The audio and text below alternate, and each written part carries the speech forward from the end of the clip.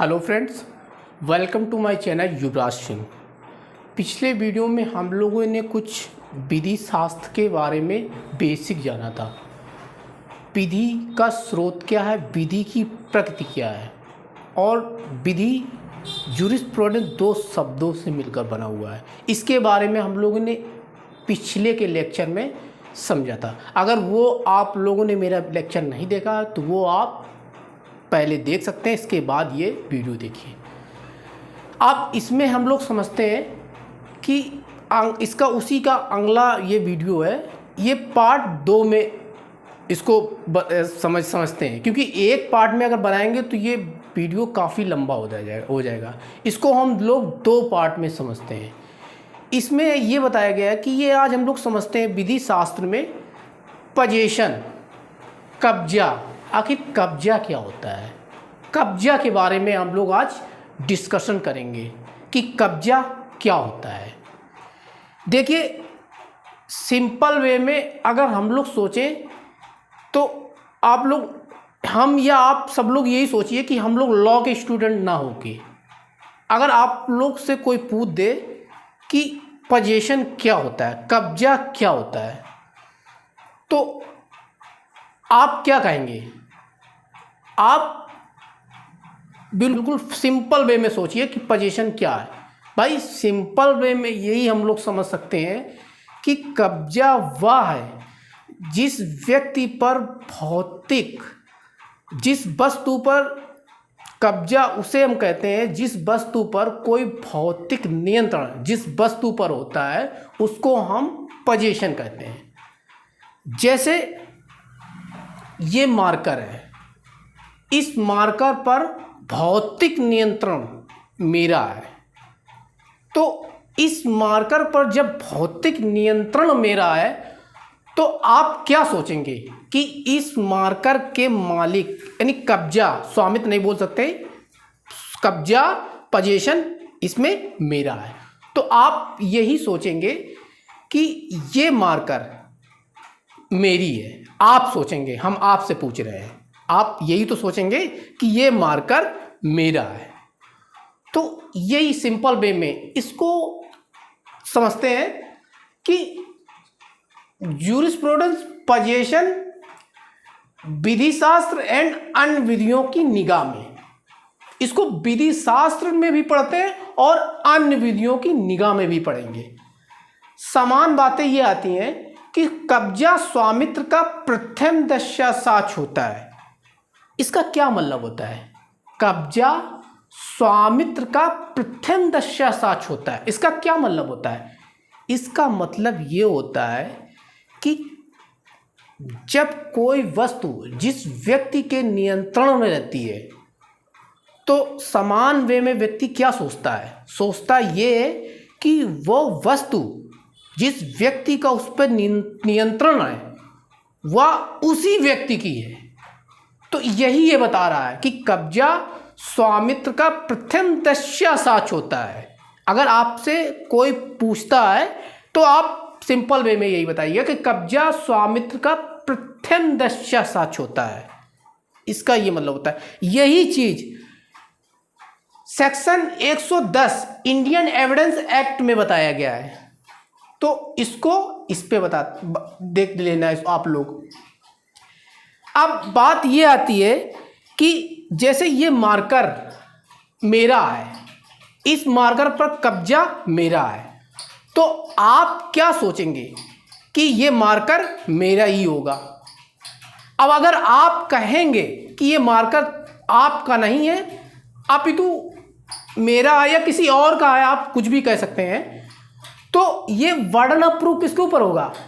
आप पर होगा, क्योंकि आप कह रहे हैं कि ये मार्कर मेरा है, ये मार्कर मेरा है, हम यूज कर रहे हैं, आप हमको देख रहे हैं, आप हमसे कहते हैं कि ये मार्कर आपका है, तो ये वर्डन ऑफ प्रूफ किसके ऊपर होगा? वर्डन ऑफ प्रूफ आप पर होगा, क्योंकि आपके ऊपर सबूत का भार है।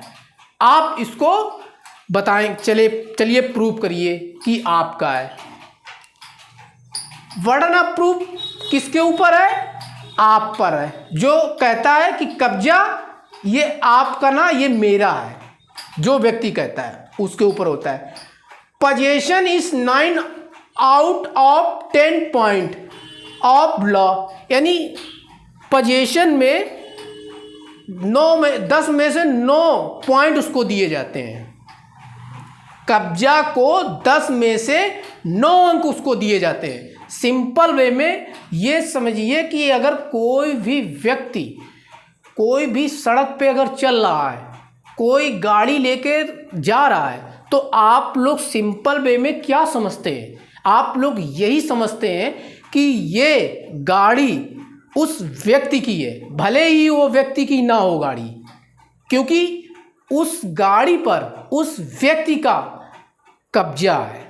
तो आप लोग यही समझते हैं कि उस गाड़ी का ही, जिस व्यक्ति का कब्जा है, उस व्यक्ति का ही वो स्वामित्व है। आप लोग सिंपल वे में यही समझते हैं।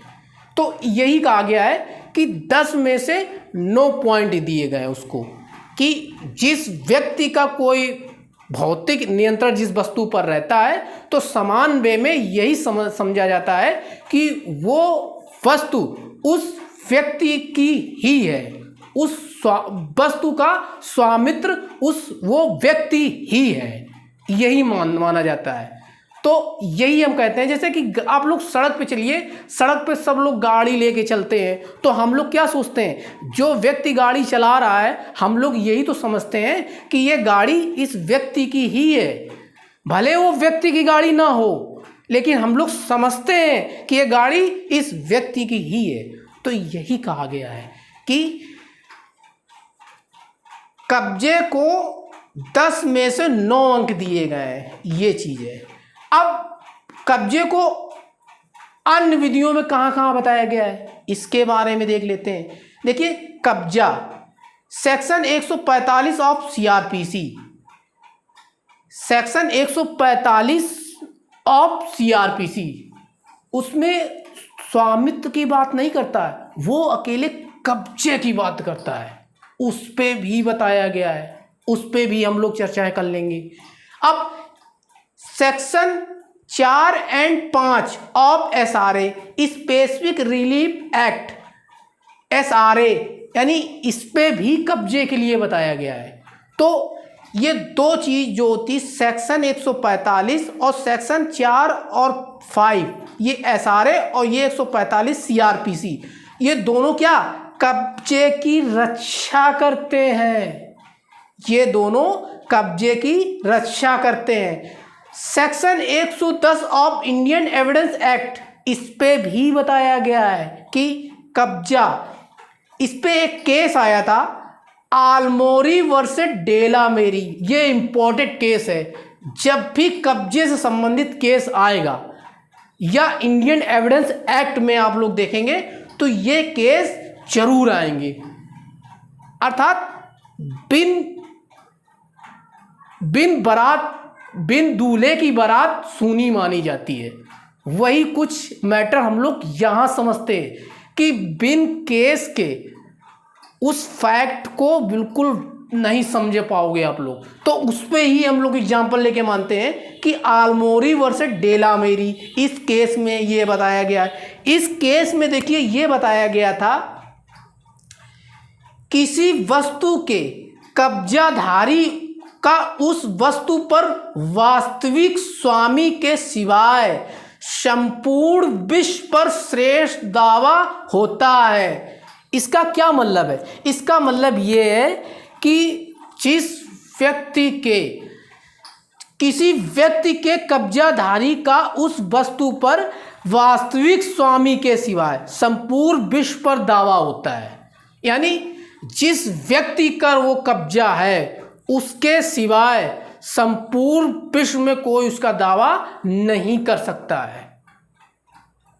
तो ये पॉइंट है।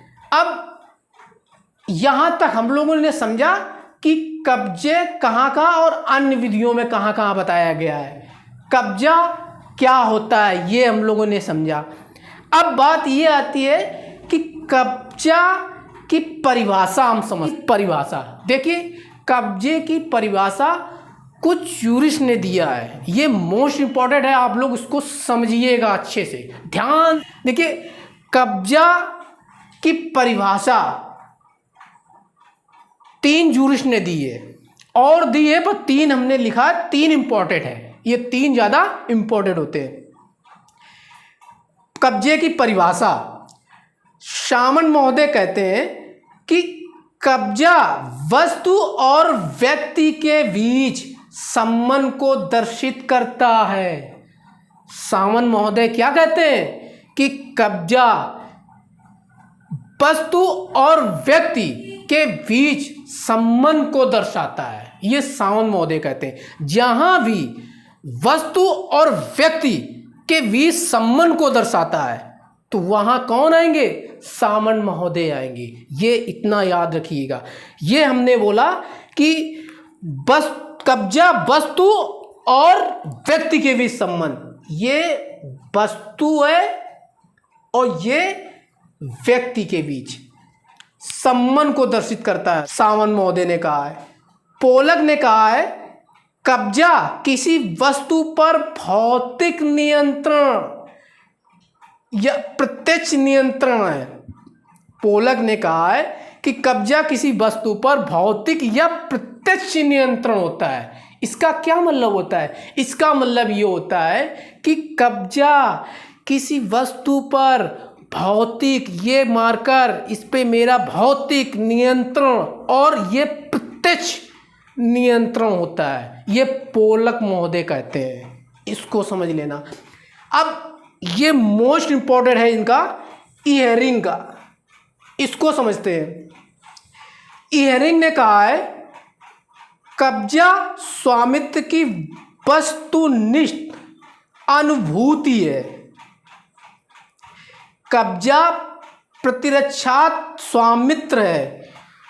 इहेरिंग ने कहा है कि कब्जा स्वामित्व की वस्तुनिष्ठ अनुभूति है।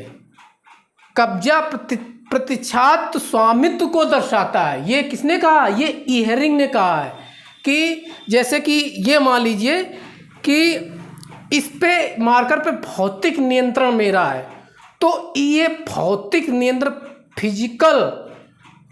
फिजिकल कंट्रोल ये इस पे मेरा है, तो ये मेरा ही दर्शाता है, ये मेरा ही है कि ये मेरा ही होगा, इन्होंने कहा है, इहेरिंग ने कहा है। तो कब्जा प्रतिरक्षात्मक स्वामित्व है, इन्होंने कहा है। अब दूसरे शब्दों में इसको हम बोल सकते हैं कि कब्जा स्वामित्व को अभिव्यक्त करता है और स्वामित्व की रक्षा करता है। इहेरिंग ने कहा है कि कब्जा स्वामित्व को अभिव्यक्त करता है, यानी अगर ये इस वस्तु पर मेरा कब्जा है तो ये अभिव्यक्ति कर रहा है मार्कर, ये कह रहा है कि ये मार्कर जिस व्यक्ति के हाथ में है उस व्यक्ति का ही ये मार्कर है, स्वामित्व को ही प्रतिरक्षात्मक स्वामित्व बता रहा है ये मार्कर। तो ये इन्होंने कहा है, 3 यूरिस्ट ने जो बताया था वो हमने कब्जे की परिभाषा समझ लिया। अब ये आता है कि कब्जे का आवश्यक तत्व क्या होते हैं। देखिए कब्जे के आवश्यक तत्व में वेरी वेरी मोस्ट इंपॉर्टेंट है, इसको और समझते हैं कि कब्जे के आवश्यक तत्व क्या होते हैं। नंबर 2, कब्जे के आवश्यक तत्व। शैवनी के अनुसार कब्जे को आवश्यक तत्वों में शैवनी ने 2 भागों में बांटा है, एक कॉर्पस और एक होता है एनिमस। कॉर्पस का मतलब ये होता है कि भौतिक नियंत्रण तथा वह हस्तक्षेप को बहिष्कृत करने की क्षमता, यानी फिजिकल कंट्रोल तथा वह हस्तक्षेप को बहिष्कृत करने की क्षमता, यानी इस पे मेरा फिजिकल कंट्रोल है और इसको हम बहिष्कृत करने की क्षमता है, ये इन्होंने कहा है शैवनी कॉर्पस में कहा है। इस पे भौतिक नियंत्रण रहता है, इस पे कॉर्पस पे सॉरी। अब आता है कि ये एनिमस मतलब होता है कि धारणा से या मानसिक इच्छा, किसी वस्तु को स्वामित्व को रूप में धारित किए रहने की इच्छा। एनिमस का होता है कि धारणा से यानी मानसिक इच्छा, जैसे इसका एग्जाम्पल हम ले सकते हैं कि मकान है, मकान पे कब्जा मेरा है, मेरा मकान है। अगर उस पे हम ताला लगा देते हैं और ताला लगाकर कहीं चले जाते हैं तो उस पर जब तक तो भौतिक नियंत्रण मेरे पास था जब तक मैं रह रहा था। अब उसमें मैंने ताला लगाकर कहीं हम चले गए तो उस पे मेरा क्या धारणाशय यानी मानसिक इच्छा, धारणाशय या मानसिक इच्छा किसी वस्तु को स्वामित्व के रूप में धारित किए रहने की इच्छा को बताता है। ये एनिमर्स है। तो ये हमने समझा। अब आता है कब्जे का प्रकार। कब्जे के प्रकार समानता देखिए तो 6 प्रकार है। एक तथ्यता कब्जा, एक विद्यता कब्जा, एक मूर्त कब्जा, एक अमूर्त कब्जा और एक तत्कालिक कब्जा और एक मध्यवर्ती कब्जा। अगर इसको हम लोग समझते हैं तथ्यता कब्जा और विद्यता कब्जा, इनको पेयर के साथ पढ़िएगा, यानी इनको जोड़े के साथ पढ़ना होता है। अगर इसको कहीं भी अलग अलग है तो उसको एक साथ ले आइए। तथ्यता कब्जा, तथ्यता कब्जा को रोमन विधि में बोलते हैं पजेसो इन नेचुरलाइज, रोमन विधि में बोलते हैं। इसको याद करिएगा, रोमन विधि में बोलते हैं पजेसो नेचुरलाइज, रोमन विधि में बोलते हैं तथ्यता कब्जा। पजेशन इन फैक्ट, तथ्यता को बोलते हैं पजेशन इन फैक्ट। तथ्यता कब्जा पजेशन इन फैक्ट बोलते हैं। ये क्या होता है? ऐसा कब्जा जहां वस्तु पर भौतिक नियंत्रण महत्वपूर्ण है, ऐसा कब्जा, ये कब्जा मार्कर, इस पर मेरा भौतिक नियंत्रण है। तो ये कैसा? ये तथ्यता कब्जा है। इसको समझ लेना, ये तथ्यता कब्जा है। जैसे कपड़े हैं, रुपए हैं, पैसे हैं, इस पर क्या? ये तथ्यता कब्जा, इस पर मेरा भौतिक नियंत्रण है, तो ये तथ्यता कब्जा है। विद्यता कब्जा, पोजीशन इन लॉ, विद्यता कब्जा इन पोजीशन इन लॉ, इसको रोमन विधि में बोलते हैं पजेसो सिविलाइज, पजेसो सिविलाइज बोलते हैं, इसको रोमन विधि में बोलते हैं। विद्यता कब्जा क्या होता है? ऐसा कब्जे जो विधि द्वारा संरक्षण प्रदान करते हैं। इसका क्या मतलब है?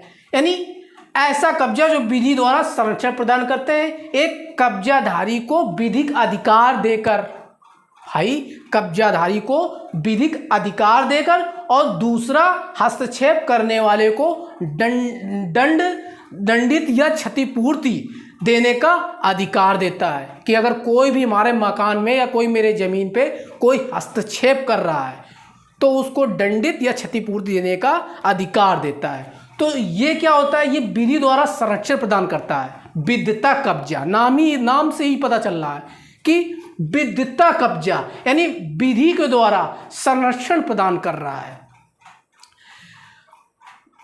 रेडी? अब ये देखिए मूर्त कब्जा, मूर्त कब्जा को हम बोलते हैं पजेसो, इसको कॉर्पस रोमन विधि में बोलते हैं, कॉर्पर पजेशन बोलते हैं, इसको इंग्लिश में बोलते हैं मूर्त कब्जा को। ये क्या होता है? ये भौतिक वस्तु के कब्जे को मूर्त कब्जा कहते हैं। यानी ये फिजिकल थिंग कब्जे को, मतलब कब्जे को मूर्त कब्जा कहते हैं। जैसे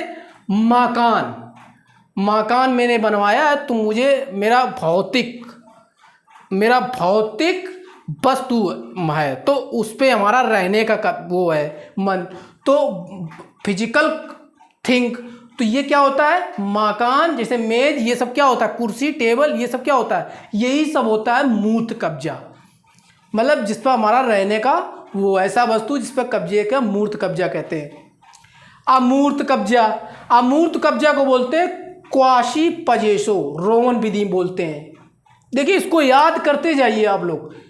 इसको रोमन में क्या बोलते हैं? मूर्त कब्जा को रोमन में क्या बोलते हैं? अमूर्त कब्जा को रोमन में क्या? तो ये सब पूछा जाता है। अमूर्त कब्जा क्वासी पजेसो रोमन विधि में बोलते हैं, इनकॉर्पोरल पजेशन बोलते हैं इसको इंग्लिश में। ये क्या होता है, इसमें अधिकार आते हैं, जैसे मार्गाधिकार, सुखाधिकार, आप लोगों ने इजमेन एक्ट पढ़ा होगा, उसके अंतर्गत ये आ जाता है। अब यह आता तत्कालिक कब्जा। तत्कालिक कब्जा को इमीडिएट पजेशन बोलते हैं इंग्लिश में। ये क्या होता है, ऐसा कब्जा जो व्यक्ति स्वयं व्यक्तिगत रूप से प्रत्यक्ष अर्जित करता है। तत्कालिक कब्जा नाम से ही पता चल रहा है कि ऐसा कब्जा जो व्यक्ति तात्कालिक रूप से स्वयं प्रत्यक्ष रूप से अर्जित करता है। जैसे एग्जाम्पल लेते हैं, हम लोग किसी दुकान पे जाते हैं, दुकान पे पुस्तक भंडार में जाते हैं, वहाँ बुक लेने जाते हैं कि जूरिस्प्रूडेंस की हमें एक बुक दे दीजिए, तो वहाँ पे हम लोग स्वयं जाके वो बुक ला के लेके आते हैं, तो हम लोग तात्कालिक कब्जा यानी तात्कालिक रूप से कब्जा अर्जित कर रहे हैं, तो ये तात्कालिक कब्जा हो जाएगा। और यही अगर अपने फ्रेंड या किसी भाई या पिताजी या किसी दूसरे के माध्यम से मंगाते हैं, तो वो कब्जा उस व्यक्ति जो वो लेने जाता है दूसरा, तो उसके अगेंस्ट वो तात्कालिक रहेगा, और हमारे अगेंस्ट जो रहेगा तो वो मध्यवर्ती कब्जा रहेगा। तो जो कब्जा स्वयं अर्जित करते तत्काल हम लोग लेते हैं उसको तात्कालिक कब्जा कहते हैं। अगर दूसरे के माध्यम से लेंगे तो वो मध्यवर्ती कब्जा कहेगा। देखिए, तात्कालिक कब्जा ऐसा कब्जा जो व्यक्ति स्वयं व्यक्तिगत रूप से प्रत्यक्ष अर्जित करता है, उसको हम तात्कालिक कब्जा कहते हैं।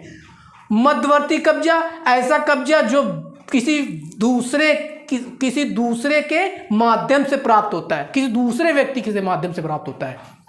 जैसे मैंने अपने फ्रेंड को भेज दिया कि मेरे एक जूरिस्प्रूडेंस की किताब ले आना, बुक ले आना या बेयरक ले आना, कुछ भी सोच लो, तो वो लेने जाता है। अब वो लेके जब वो शॉप पे जाता है, वो लेके जब आता है, जब शॉप पे जाएगा तो उसको वो तात्कालिक कब्जा मिलेगा, और जब वो कब्जा वो लेके आएगा तो हमारे अगेंस्ट कैसा कब्जा होगा, वो मध्यवर्ती कब्जा होगा। मैंने दूसरे के माध्यम से वो कब्जा प्राप्त किया है, तो वो मध्यवर्ती कब्जा कहलाएगा। तो ये इसको मीडिएट पोजीशन बोलते हैं इंग्लिश में। तो देखिए, यही एक जूरिस्प्रूडेंस है, और हम लोग इसका एक पहला पार्ट था, एक दूसरा पार्ट और एक रह गया है, उसको भी अगले लेक्चर में समझते हैं। नमस्कार।